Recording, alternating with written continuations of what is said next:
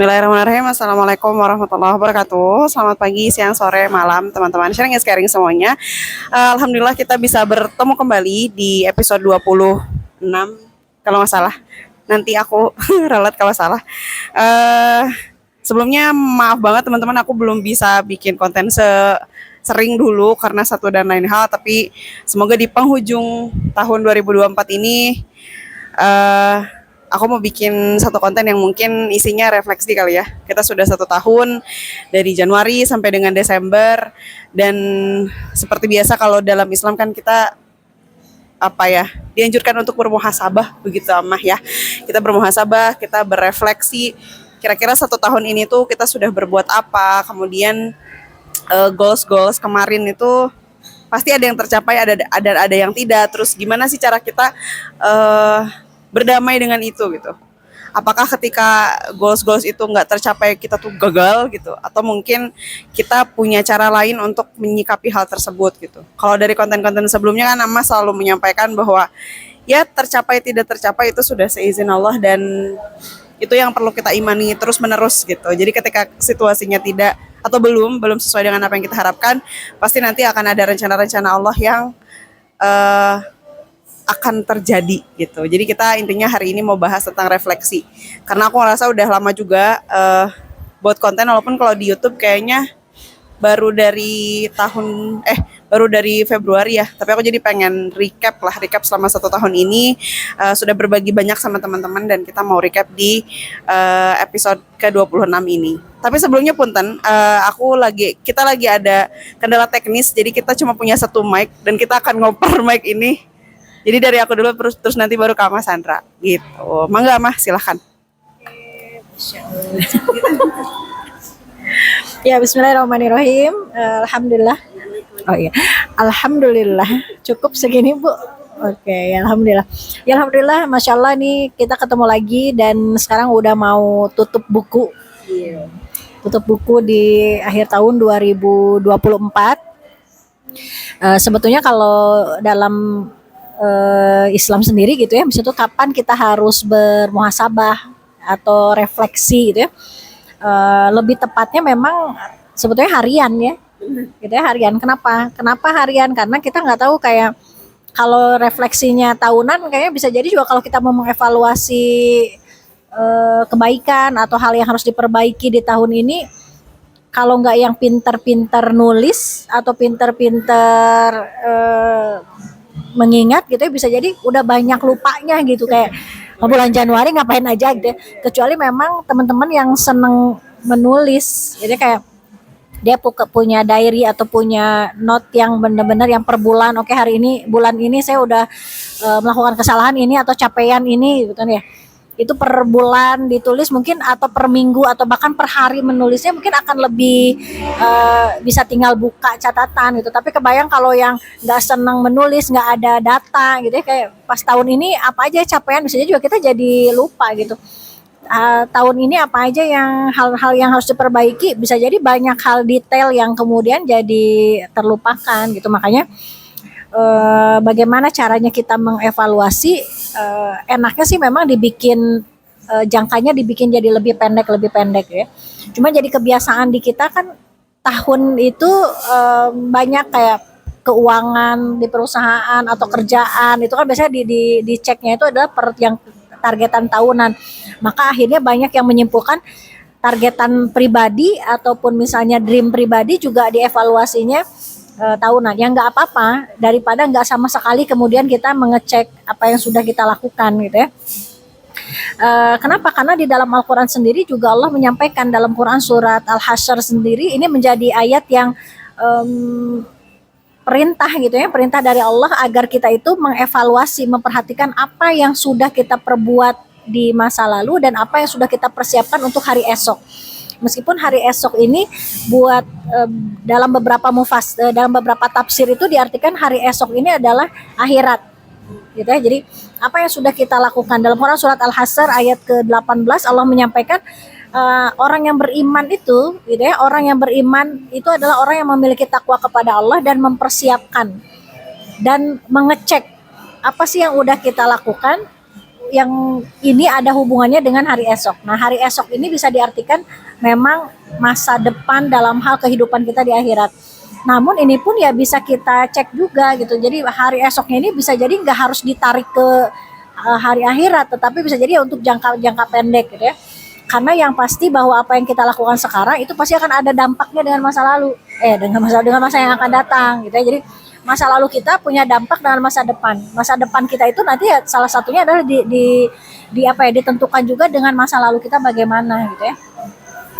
Kalaulah misalnya berbicara tentang alam akhirat itu terlalu masih jauh misalnya gitu ya, tapi ketahuilah bahwa memang hidup kita saat ini adalah ya mau tidak mau merupakan rangkaian dari kita ke masa yang akan datang, yaitu adalah akhirat.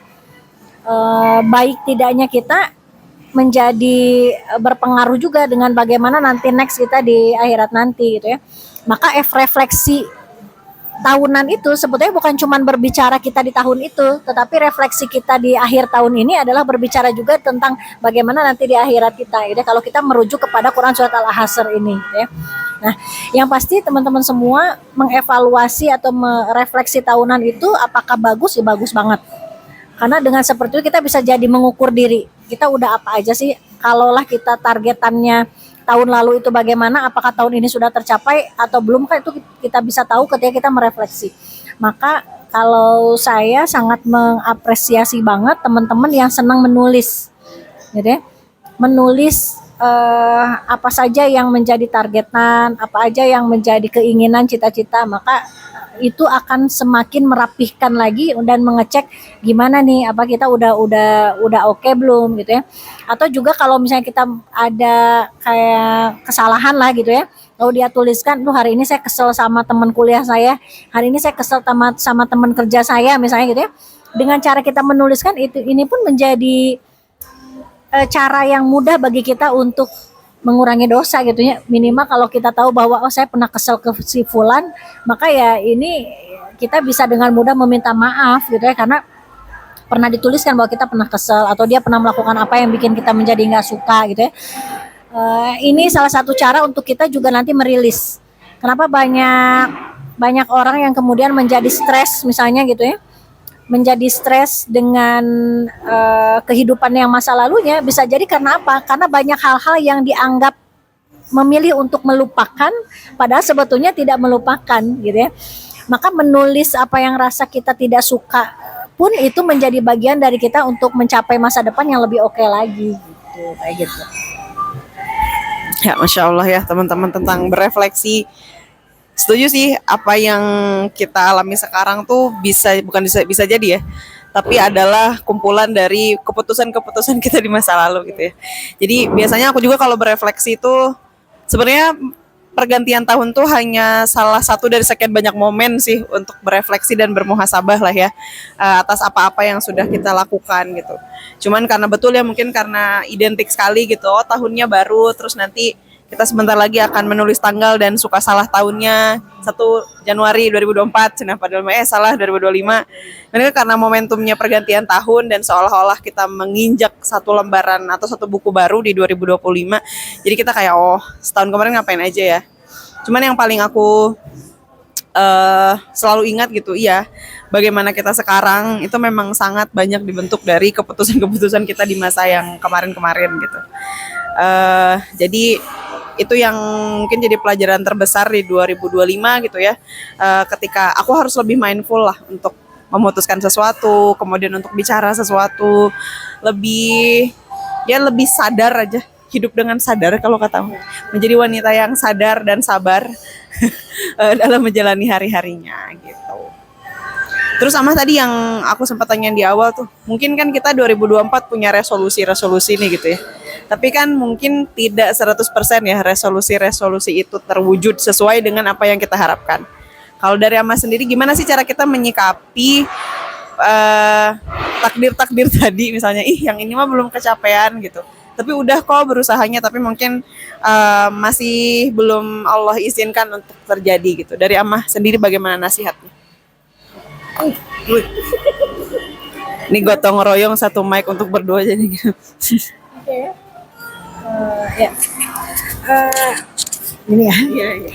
kenapa ada takdir, kenapa ada resolusi yang belum tercapai dan kenapa ada keinginan yang belum Allah takdirkan juga. Itu sebetulnya menjawab tentang bahwa ada zat yang maha kuasa, yaitu Allah Subhanahu wa taala, yang mengatur hidup kita. Jadi kalau ada yang bertanya Allah itu ada atau tidak, maka jawabannya adalah ada. Kenapa ada? Yaitu salah satunya dengan dibuktikan bahwa ada yang kita tidak inginkan, ada yang kita inginkan tetapi terjadi. Ya, betul sebaliknya. Apa yang tidak kita inginkan tiba-tiba terjadi. Nah, kejadian yang tidak kita inginkan itu adalah bukti bahwa Allah itu ada. Deh, maka bagaimana dengan adanya resolusi yang tidak tercapai? Berarti satu, bisa jadi karena Allah ingin kita mendekat sama Allah. Oh iya benar. Allah ingin kita banyakin sujud. Allah ingin kita ngecek lagi apakah resolusinya itu akan memiliki manfaat atau jangan-jangan mudorot, gitu ya. Jadi kalau ada yang belum tercapai, berarti ya cek lagi itu.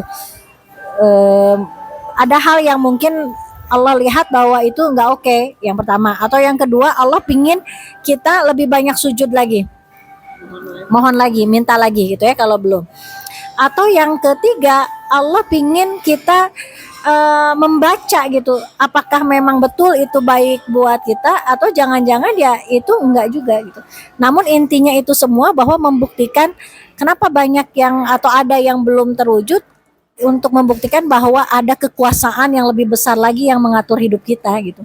Karena kalau misalnya semuanya gimana kita, berarti ya ibaratnya mah harusnya terjadi gitu kan ya.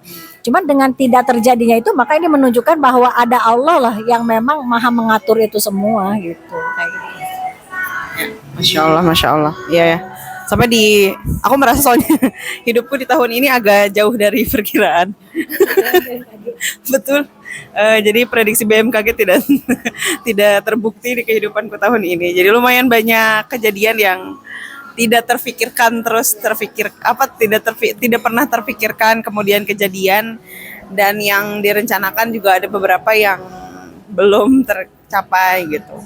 Tapi tadi mungkin bisa jadi kitanya kurang belum seminta itu sama Allah. Atau kalau Ustadz Khalid itu suka bilang, bisa jadi ketika Allah mendengar ya dalam tanda petik doa hambanya yang sangat indah, itu kadang pengabulannya sedikit dilamain sedikit gitu. Tapi bukan berarti Allah tuh nggak sayang, justru dengan ditundanya bisa jadi memang Allah mau mengabulkan doa kita dengan cara yang lebih spektakuler, tapi sekalian nguji keimanan kita sampai mana nih gitu, hambaku berdoa dengan kesabarannya. Dan mungkin satu lagi nih, biasanya karena identik dengan resolusi, perencanaan dan lain-lain, kalau Ama punya tips nggak buat kami biar rada-rada istiqomah gitu. Biasanya kan hype-nya tuh di bulan pertama ya, kita bikin resolusi nih sekarang Desember 2024. Nah, untuk Januari, Februari sampai nanti Desember 2025. Nah, kalau dari Ama sendiri ada nggak sih kayak cara biar ya kitanya sustain, istiqomah gitu? Terutama mungkin untuk spiritual ya, kalau yang lain-lain mah kita bukan pakarnya mungkin ya, tapi kalau urusan kayak gimana sih biar kita bisa lebih istiqomah, mungkin yang teman-teman yang punya target tilawah atau target murojaah, target sholat malam misalnya, biasanya hype-nya tuh di depan gitu, tapi ngejaganya aku rasa PR sekali gitu. Sebenarnya kayak gini, buat teman-teman yang belum menikah nih ya, ya kamu hidup kita tuh masih benar-benar bisa kita atur gitu, tanda kutip ya, bukan menghilangkan Allah ya, tapi maksud tuh urusan kita mau apa, pingin gimana, itu sebetulnya masih bisa kita yang ngatur. Karena kalau misalnya sudah menikah, sudah punya anak, kita memikirkan pihak lain gitu, dan bisa jadi juga apa yang kita mau itu sudah dicampuri oleh kebutuhan atau keinginan orang-orang terdekat kita. Jadi salah satu hal yang disyukurin ya, biar nggak terlalu baper tahun aina can menikah kene gitu ya, adalah bahwa hidup kita masih gimana kita. Itu sebetulnya hal yang benar-benar masih bisa disyukuri. Karena termasuk juga nanti bab tilawah gitu ya, kayak teman-teman yang belum berkeluarga, bisa ngatur jadwal tilawah itu ya merujuk kepada kesibukan atau amal soleh apapun merujuk kepada kesibukan pribadi. Dan kalau yang namanya pribadi kita tinggal mengurus otak kita saja. Kita tinggal mengurus otak kita dan kemauan kita gitu ya. Ujiannya kan nanti kalau misalnya temu ibadah dan lain-lain itu ujiannya tinggal ke saya males, pinginnya bobo atau tilawah atau mendingan scrolling apa atau nonton apa gitu ya. Nah itu kan lebih ke pribadi dan itu kan bisa di on off-nya itu gimana diri kita. Tapi nanti ketika misalnya tuh sudah berkeluarga atau udah punya pasangan itu kan nanti yang mau tilawah itu ngatur dengan jam berapa saya harus nyiapin makan buat anak, buat pasangan, jam berapa harus ngantar anak sekolah dan lain-lain gitu kan. Jadi faktornya itu adalah ngurusin otak dan keinginan orang lain gitu. Jadi maksud tuh buat teman-teman yang sekarang tahun ini belum menikah berbahagialah kita masih bisa mengatur itu sendiri misalnya gitu ya. Itu salah satu sisi positifnya. Nah terus next kalau sudah bikin perencanaan dan lain-lain gimana untuk menjaga istiqomahnya. Saya bukan termasuk orang yang senang nulis awalnya. Suami saya yang senang nulis. Sampai itu lemari itu isi anak-anak itu tulisannya beliau target-targetannya. Awalnya saya mikir kayak gini, ini kayaknya emang iya gitu bener akan terwujud dan apakah memang akan istiqomah gitu ya. Kesininya saya semakin menjadi paham bahwa ternyata tulisan itu minimal menjadi guidance, menjadi patokan, rules itu bahwa oke, kita udah punya target ini ya minimal kita mencapai ke sana. Kalaupun misalnya itu belum tercapai minimal kita baca lagi. Oh kita punya targetan ini loh gitu ya.